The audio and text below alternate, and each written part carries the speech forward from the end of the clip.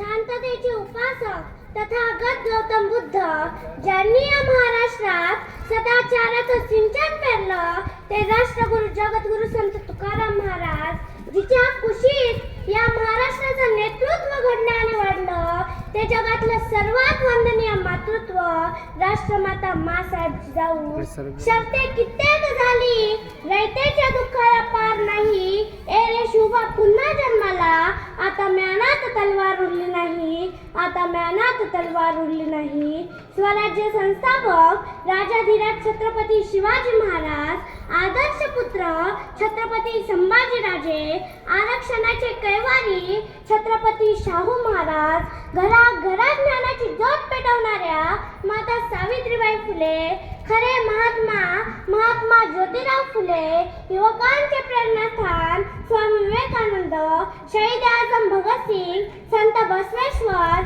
आदर्श राज्यकर्ते अहिल्यादेवी होळकर संत सेवालाल महाराज संत भगवान बाबा आणि मला इथे बोलण्याची आणि तुम्हाला इथे ऐकण्याची आणि राज्य घडण्याच्या भाग क्रमांक 3 मध्ये मूलभूत अधिकार ज्या माणसाने लिहिले ते परमपूज्य बोधिसत्व डॉक्टर बाबासाहेब आंबेडकर राष्ट्रसंत तुकडोजी महाराज वैराग्यमूर्ती गाडगे महाराज यांना मी टाळ्यांच्या गजरात विनम्र अभिवादन करते. खरं तर मी तुमच्या समोर भाषण करावी एवढी मोठी मी नाही म्हणून काय चुकेल तर तुमची नात समजून तुमची बहीण समजून तुमची मुलगी समजून माफ करून द्याल ना. मग बोलू का. इथे माझ्या समोर वडीलधारी मंडळी आहे माता भगिनी आहे भाऊ बांधव आहे आणि लहान मोठे माझे मित्र मैत्रिणी आहे. आपण सर्वांसाठीच बोलू. सकाळी माझ्या वडिलांनी एक वाक्य म्हटलं चप्पल चाटून मोठं होण्यापेक्षा चप्पल घासून मोठं झालेलं कधीही चांगलं. माणसाला जर मोठं व्हायचं असेल ना तर तरुण मंडळींनी एवढे कष्ट केले पाहिजे. दुसऱ्याचा स्टेटस ठेवल्यापेक्षा स्वतःचा स्टेटस निर्माण केलं पाहिजे की हजारो लोकांनी आपलं स्टेटस ठेवलं पाहिजे आणि त्यासाठी तसं कर्तृत्व करावं लागेल आणि वाटत असेल की आपल्या मुलांनी स्वतःच्या पायावरती उभं राहावं तर त्याला तसे संस्कार द्यावे लागतील तशी मेहनत घ्यावी लागेल. पानी में डूबा तो मृत्यु निश्चित है और भक्ति में डूबा तो मुक्ति निश्चित है. दुनिया रचने वालों को भगवान कहते हैं और संकट हरने वालों को हनुमान कहते हैं. ना किसी से नाराज होकर जियो ना किसी को नाराज करके जियो. जिंदगी कुछ पलों की है दोस्तों खुश होकर जियो. 5 तत्व का पुतला प्राणी सूरज सबकी न्यारी कलाकार है कैसा भगवान उससे दुनिया हारी. जैसी करनी वैसी भरनी कर ले अच्छे काम रे अब तू चेत जा भजले हरी का नाम रे. पण कसं आहे ना मित्रांनो हा महाराष्ट्र भाषणाने सुधारला नाही कीर्तनाने सुधारला नाही तर माझ्या आई वडिलांच्या आजोबांच्या वयाची माणसं इथे आहे. अख्खं जीवन गेलं कीर्तन भजन ऐकण्यात पण सासूना सुनेकडे कधी पोरगी म्हणून पाहिलं का. सुनेने सासूकडे कधी आई म्हणून पाहिलं का. असं झालं असतं तर राज्यात वृद्धाश्रमे तयार झालीच नसती. आपल्या मुलीचं काम जर आपला जावई ऐकत असेल तर आपला जावई 1 नंबर होतो आणि जर का आपल्या मुलाने आपल्या सुनीचं काम ऐकलं तर तुम्ही त्याला बैल म्हणता बायकोचा भाडा म्हणता. सृष्टि को बदलना चाहते हो तो दृष्टि को बदलो. बदलती दृष्टि ही बदलती सृष्टि है मेरे दोस्तों. आता मला सांगा महादेवाला प्रसन्न करण्यासाठी आपण काय अर्पण करतो सांगा. इथे बसलेल्या सगळ्या माझ्या मायमावल्यांना माहित आहे हे कोणत्या गुरुजींना सांगितलं. आता महादेवाला जर बेलाचं पान आवडतं तर आपण शिवरात्रीच्या दिवशी काय करायला पाहिजे. कोणी सांगेल तर मी पाय धरीन. बेलाचं झाड लावायला पाहिजे पण आपण काय करतो पुराच्या पुरा झाड वर बढून आणतो आणि श्रद्धेपायी देतो त्या पिंडीवर टाकून. अहो झाड लावीन कोण. त्या सांगणाऱ्या गुरुजींना जर सारखं सुद्धा सांगितलं असतं की शिवरात्रीच्या दिवशी एक तरी बेलाचं झाड लावा तर राज्यात कितीतरी बेल निर्माण झाली असती. कोरोना काळात ऑक्सिजन सुद्धा विकत घ्यावा लागला नसता. आम्हाला काय शिकवलं जातं? मूल जेव्हा जन्माला येतो तेव्हा सगळ्यात आधी त्याला आईचं दूध लागतं. 100% खोटं, 100% त्याला ऑक्सिजन लागतो मित्रांनो, ऑक्सिजन लागतो.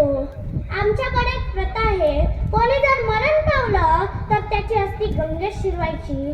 आता तुम्हाला जर कोणी म्हटलं ही अस्थी तुमच्या आईची आहे, जरा ग्लासभर पाण्यात टाकून प्या, तर पिणार काय हो?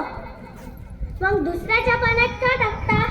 त्यावेळेस सांगणाऱ्यांनी सांगितलं असेल, कदाचित त्यावेळची कारणं वेगळी असतील, त्याला नाव बोटं ठेवायचं नाही.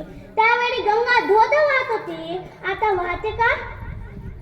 कारण तिचा डबका केला ना आपण, म्हणून काळानुसार बदला. कारण भगवान श्रीकृष्ण सुद्धा सांगून गेले, परिवर्तन ही संसार का नियम है. अस्थि शिरवायचीच आहे तर मस्त 4 गड्डे करा, त्यात अस्थीची राख टाका आणि आपल्या पूर्वजांच्या नावाने तिथे वृक्षारोपण करा. निसर्गाचे सुद्धा काहीतरी देणं आहे आपल्याला. आपण जिवंतपणी तर एक झाड लावत नाही आणि मेल्यावर सुद्धा 4-5 झाडं घेऊन जातो सरण्यासाठी. आजकाल जातीत धर्मात भांडण लागण्याचं दिसतंय. त्यात ब्राह्मण समाजाला खूप टार्गेट केलं जातं. लुटून खाल्लं त्यांनी आम्हाला. लुटून काय? लुटून खाल्लं. मला कळतच नाही, तुम्ही 50 लाखाचा बंगला बांधता आणि तुम्हीच जाता ब्राह्मणाकडं. आम्ही बंगल्यात राहायला कधी जायचं? तो म्हणतो गुरुवार शुभ दिवस आहे, जाय 4 वाजता आणि काढ 500 रुपये. त्यांना लुटून खाल्लं, त्याचं काय चुकलं? तो कधी आला आपल्याकडे? आपणच जातो त्याच्याकडे. आपल्यालाच दुसऱ्याच्या भरोशावर बसायची सवय आहे, दुसऱ्यावर लादायची सवय आहे आम्हाला. आता इथे सगळे ज्ञानी बसलेले आहे, म्हणून एक गंमत सांगते. आता बकरी जर वाघाच्या पिंजऱ्यात गेली तर वाघ तिला असं म्हणेल, मला एकादशी आहे. कोणतीच जात खराब नाही हो, कोणतीच नाही. आपणच जातीचं वर्गीकरण केलं. इथे कोणती जात आहे? अहो आपण सगळे एकच आहो, म्हणून एकत्र बसलो आहो. अशीच एकता निर्माण ठेवा, गावाचं भलं होईल, देश महाशक्ती होईल. छोट्याशा गावचे सरपंच भास्कर पेरे पाटील सुद्धा सांगतात, 7,000 आमदार झाले महाराष्ट्रात. प्रत्येक आमदारानं जर एक गाव सुधारलं असतं तर अख्खा महाराष्ट्र सुधारला असता, पण आम्ही सुधारायलाच तयार नाही.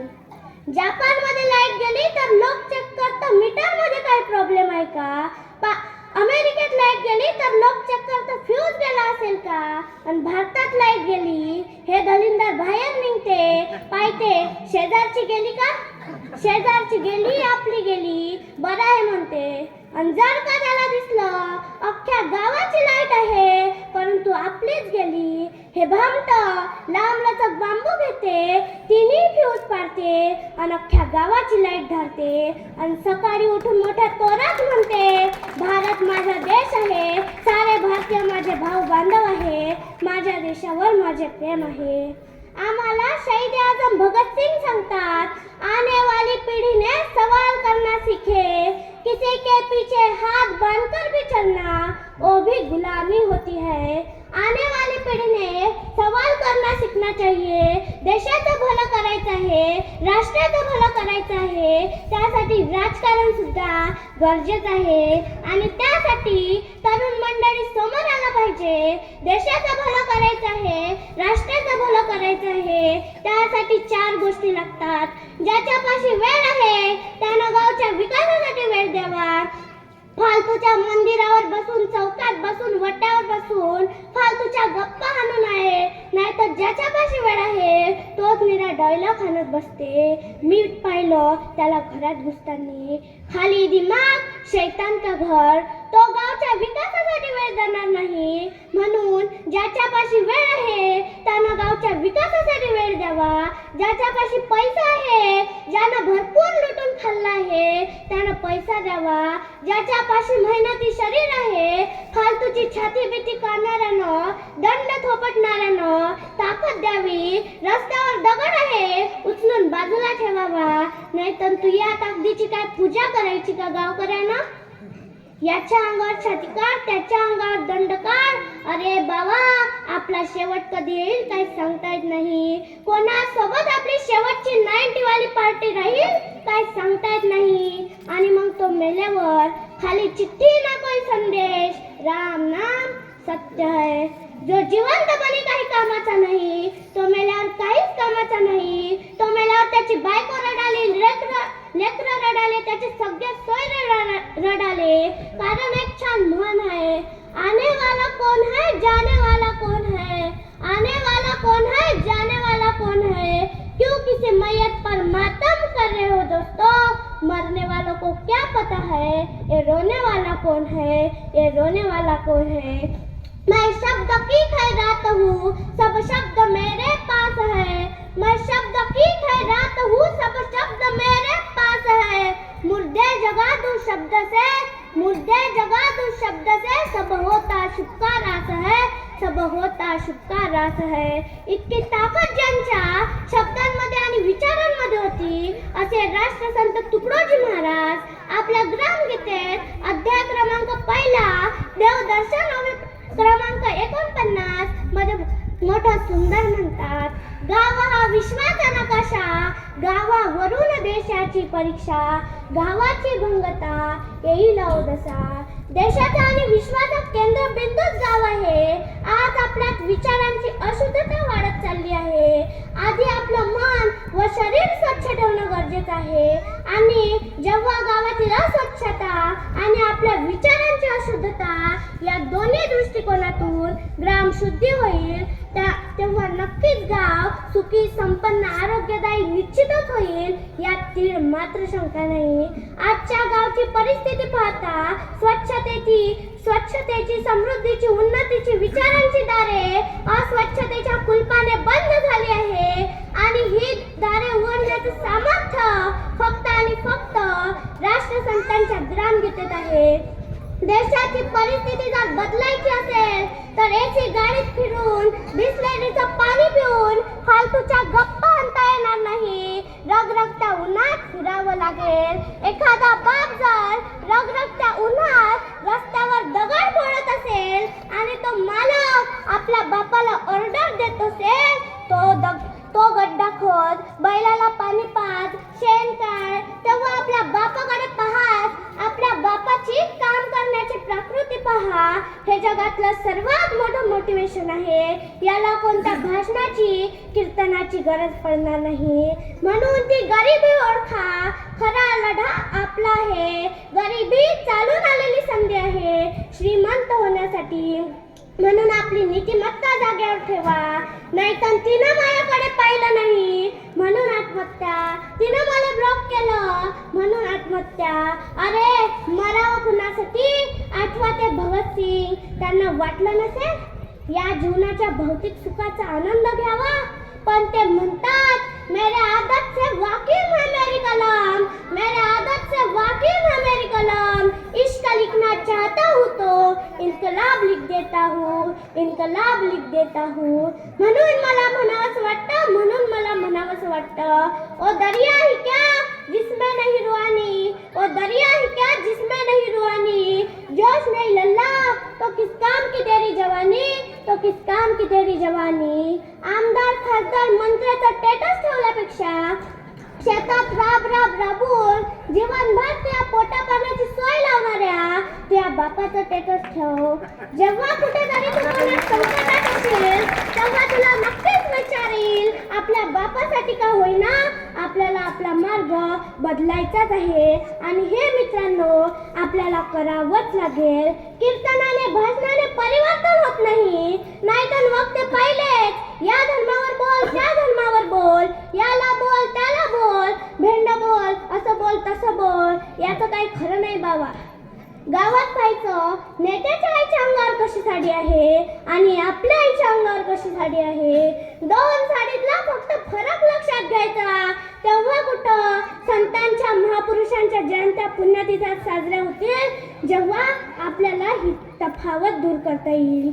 आपला कार्यक्रम काय आहे गावात. गावात मंत्री आला, माझ्याशी बोलला. काय बोलला. मी स्टेजवर होतो. तो म्हणला खाली उतर. म्हणजे निंदा न मंदा आपला बेशर्माचा धंदा, सुधारणार नाही न परिवर्तन. या महाराष्ट्राच्या कानाकोपऱ्यात व्यसनाकडे जाणारी, तमाशाकडे जाणारी मुलाबाळं रोखण्याची आणि सत्कर्मात बसवण्याची ताकद फक्त आणि फक्त राष्ट्रसंतांच्या ग्रामगीतेत, तुकाराम महाराजांच्या गाथेत, शिवाजी महाराजांच्या शिवचारित्र्यात आणि बाबासाहेब आंबेडकरांच्या संविधानात आहे. इथे बसलेल्या मायमावल्यांना हात जोडून विनंती आहे, काय करायचं ते करा.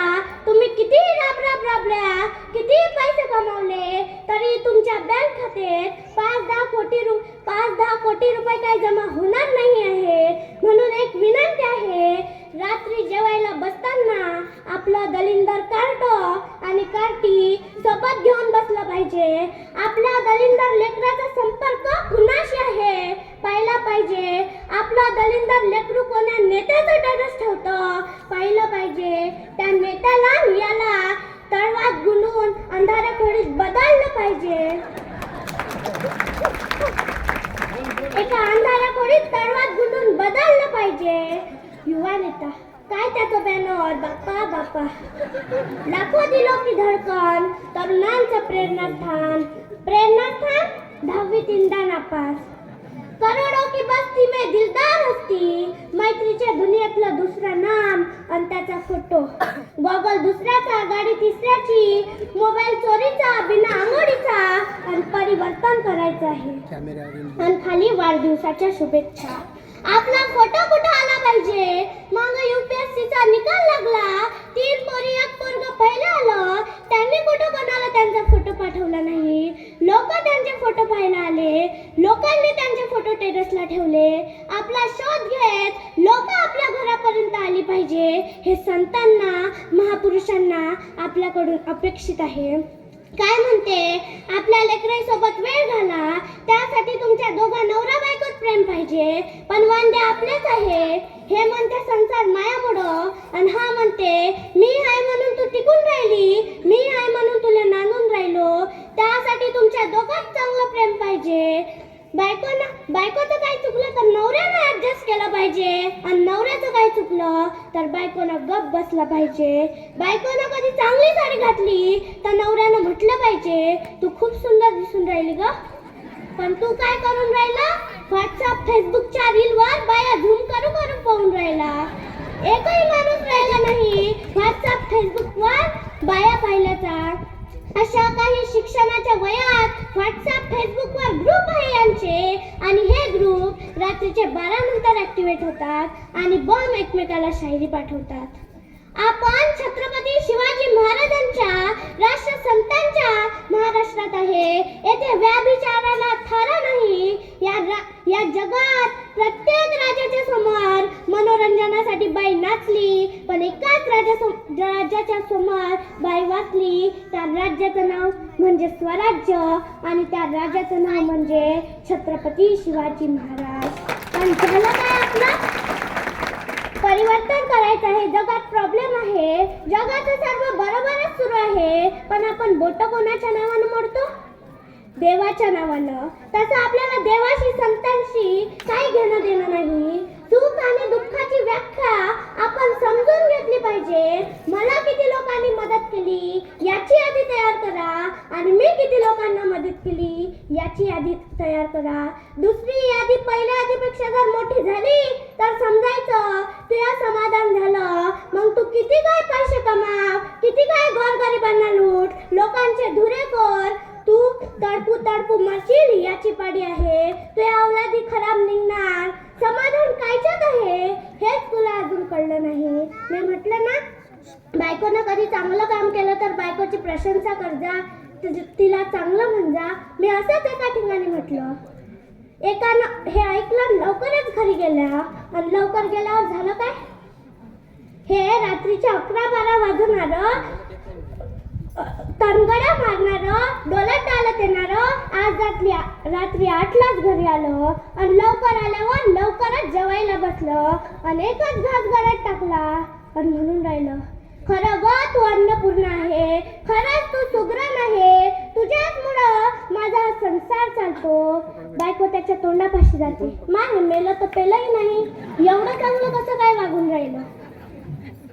ती खरं ग तू सुगरण आहे, एवढा चांगलं म्हणून राहिलं, तुझ्यामुळे माझं हे घर स्वर्ग झालं. खरं ग तू सुगरण आहे, तुझ्याचमुळे माझा हा संसार चालतो. हे स्वयंपाक खोलीतून एक बेलनं फेकून मारते. अरे मुर्द्या, 12 वर्ष झाले लग्नाले, एवढा चांगला तर तू कधी वागला नाही. आणि आज शेजारच्या घरून भाजी आणली तर तुला ते चांगली वाटून राहिली. हे वांदे आहे आपले. म्हणून आपल्या घरातल्या ताटीवर आणि वाटीवर लक्ष पाहिजे, तेव्हाच लोकांचा तांब्या आपल्या घरात घुसत असतो.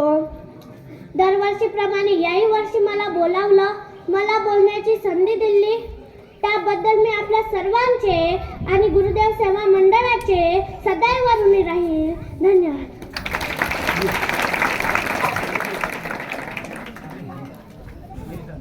एक्सप्रेस आहे. तिला आपण फक्त 2 मिनिट दिले होते, पण ती इतकी बोलण्यात उत्सुक आहे की तिला टाइम पुरत नाही. तिने सुंदर अशी रांगोळी पण घातलेली आहे तुकडोजी महाराजची. चला असो, आपल्या कार्यक्रमामध्ये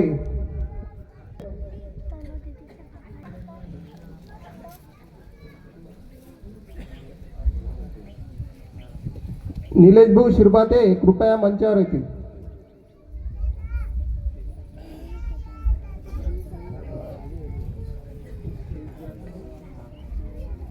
इकडे पाहा लागते शूटिंग घ्यायच्या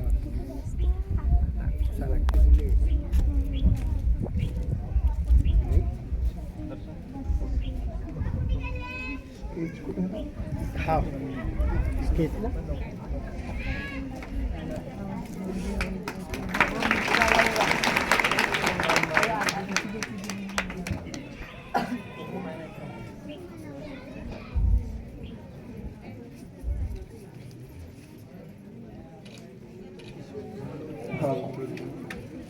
ईश्वरीच्या हस्ते नाही, सोबतच द्या तुम्ही सर.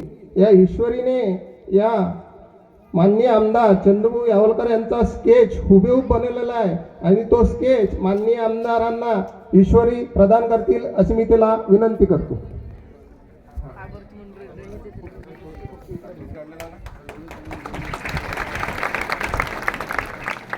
15 मिनिटात काढला तो. 15 मिनिट.